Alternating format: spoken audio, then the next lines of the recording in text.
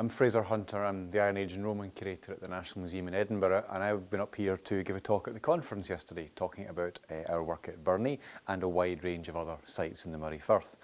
And my favourite object in Elgin Museum is this little beast here, the Birnie Budgie. He's not really a budgie, he is from Birnie, and he's absolutely fascinating and really cute. And it's that combination of a beautiful object with a great story which is what makes it really exciting for me. So we should start with what he is. He is tiny, you'll see he's tiny. And you've got the fully formed figure of a bird, a stylised bird perched on a ring. So the feet are gripping the ring.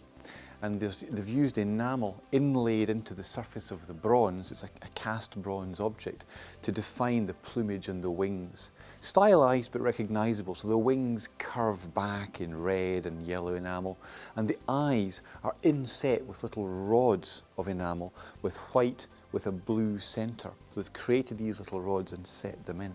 So technically it's a miniature masterpiece. But what you're seeing is only part of the story. Because where he's clutching the ring, you've got a stalk coming out which is broken. And presumably that's why he's ended up in the field at Birnie. He's broken and fallen off. And originally we think this would have been part of a pin. So you'd have worn this on your clothing, through a tunic, through a cloak, with the bird perching on the ring, looking out from your shoulder. And this is really where he gets interesting. Because he's not just cute, he's fascinating. And it's because he brings two different worlds together. The style of pin with a ring head and a long shank is an Iron Age style.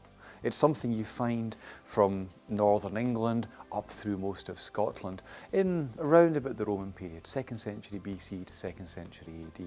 So that's, if you like, a local tradition across much of northern Britain. But the bird isn't. In the Iron Age, the pre-Roman and Roman period up here, we don't have naturalistic art. They wouldn't think of showing a bird to look like a bird. There'd be a hint or a style or a clue of an animal or a bird in the design instead. So this idea of a naturalistic bird is really unusual. And that's because it isn't local. It's a Roman idea.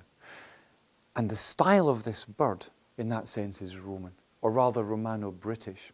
It's not a purely classical bird, it's the kind of thing you'd see in the Roman province of Britain, where they slightly stylise things. They convert the purely naturalistic form into a slightly more stylised form.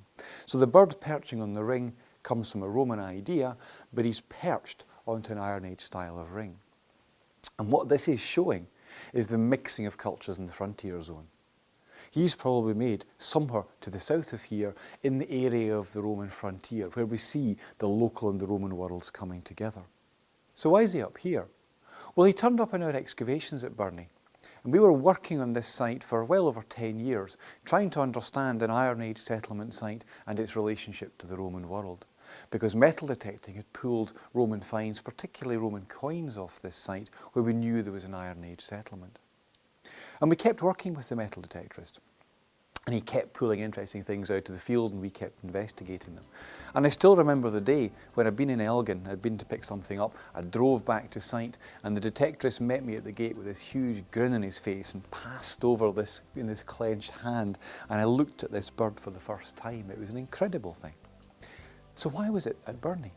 Well, it's a key part of our story. It's one of the pieces of evidence which shows the connections that Birnie had to this wider world, to this Roman world. Birnie was a power centre. Birnie was a place of significance in the Iron Age. We know it had big houses, it was a wealthy farm, lots of craft production, contacts widely both to the north across the Moray Firth and to the south down into southern Scotland. And these contacts also drew the attention of the Roman world. So because it was a powerful place, the Romans were interested in dealing with it. One of the ways that they would keep control beyond the frontier was by giving gifts or dealing diplomatically with powerful leaders. And one of those powerful leaders lived at Birnie. And what you see as evidence of that is a range of Roman finds. We see pottery and we see glass and we see brooches, and the wee bird is perhaps the nicest example of this. So he shows these connections to the Roman world, but he is unique. There is nothing else like him from the rest of Roman Britain.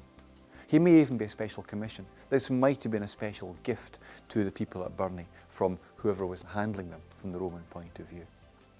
So for me, not only is the Birnie Budgie the cutest object in the museum, but it's the one that allows us to tell the story of the links between what's happening here and worlds far to the south.